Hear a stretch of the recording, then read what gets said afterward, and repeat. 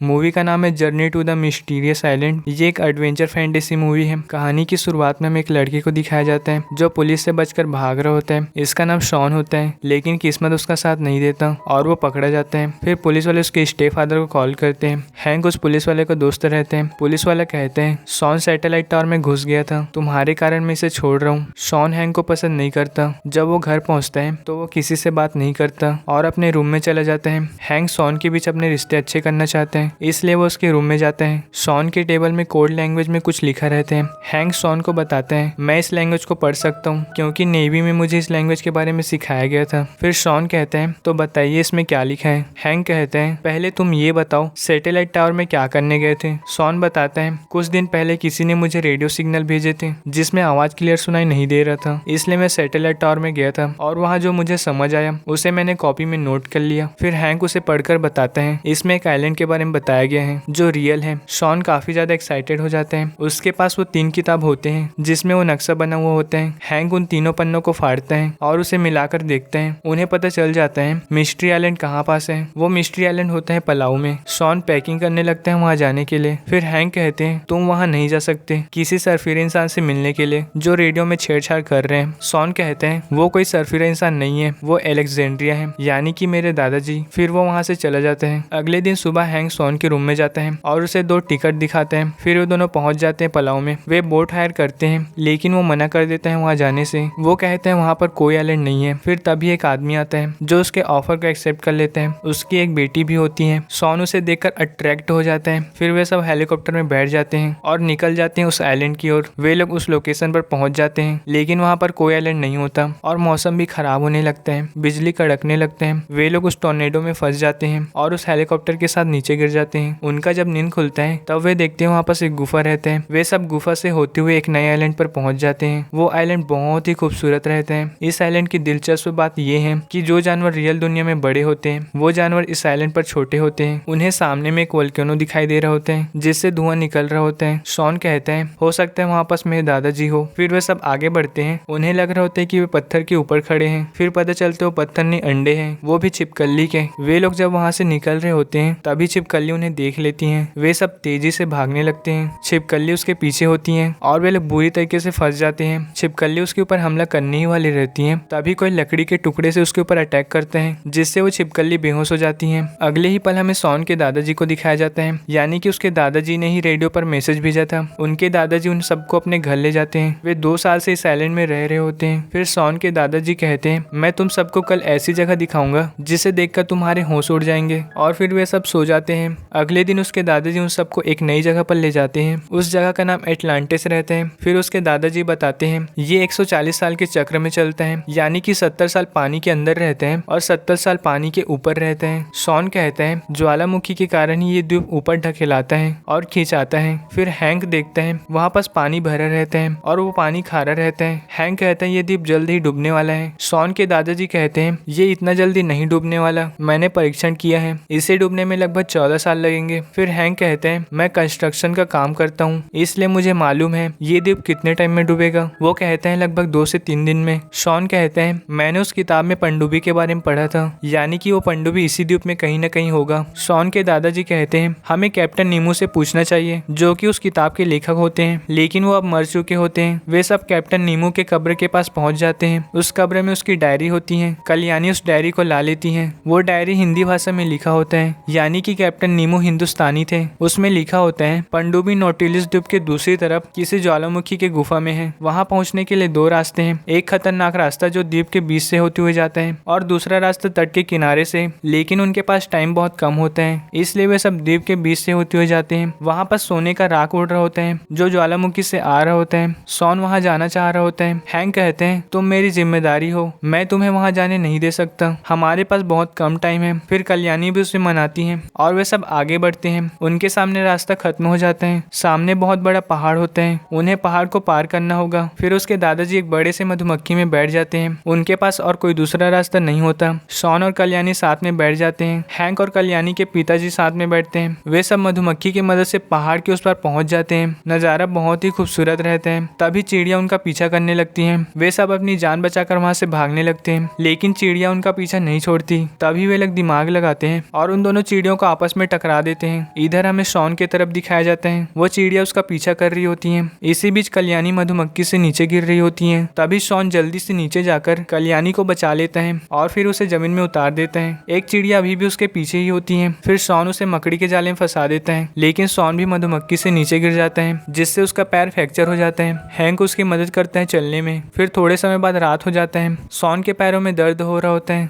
इसलिए हैंक उसके दर्द को भुलाने के लिए गाना गाते हैं। और इधर कल्याणी के पिताजी कहते हैं, मैं जानता हूँ तुम्हें शॉन पसंद है। फिर कल्याणी कहती है, इस द्वीप से निकलती शॉन अमेरिका चला जाएगा अपनी पढ़ाई करने के लिए, हमारे बीच कुछ नहीं हो सकता। फिर उसके पिता कहते हैं, मैं तुम्हें उस कॉलेज में पढ़ाऊंगा। अगले दिन सुबह जब वे उठते हैं तो वहाँ पास पानी भर चुका होता है। हैंक कहते हैं, हमने सोचा था उससे भी 3 गुना तेजी से बढ़ा है। अब ये द्वीप 2 से 3 घंटे में पानी में डूब जाएगा। हमें जल्द से जल्द पनडुब्बी को ढूंढना होगा। कल्याणी देखती है उसके पिता वहाँ पास नहीं होते। उसे समझ आ जाता है कि वे सुनहरे पहाड़ में गए हैं। फिर उसके दादाजी और कल्याणी साथ में जाते हैं उसके पिताजी को वापस लाने के लिए। और इधर हैंक और शॉन नॉटिलियस द्वीप में जाते हैं पनडुब्बी ढूंढने के लिए। वे दोनों वहाँ पास पहुँच जाते हैं, लेकिन पानी 100 फीट ऊपर आ चुका रहता है। वो गुफा पानी के नीचे होता है। इधर हम उसके पिताजी को देखते हैं जो सोना को निकालने की कोशिश कर रहे होते हैं। तभी कल्याणी और शॉन के दादाजी आ जाते हैं। कल्याणी कहती हैं, मुझे दौलत नहीं चाहिए पिताजी, आप साथ चलिए मेरे। वो अपनी बेटी को कॉलेज में पढ़ाना चाह रहा होता है। उधर वे दोनों पानी के अंदर छलांग मार देते हैं। पानी के अंदर एक बड़ा सा पनडुब्बी रहता है और वहाँ पास एक शार्क मछली भी होता है जो बिजली के झटके देते हैं। वो दोनों जैसे तैसे पनडुब्बी के अंदर चले जाते हैं और पानी को भी खाली कर देते हैं। हैंक इंजन को स्टार्ट करने की कोशिश करता है, लेकिन इंजन स्टार्ट नहीं होता। इंजन को स्टार्ट करने के लिए उन्हें बिजली की जरूरत है।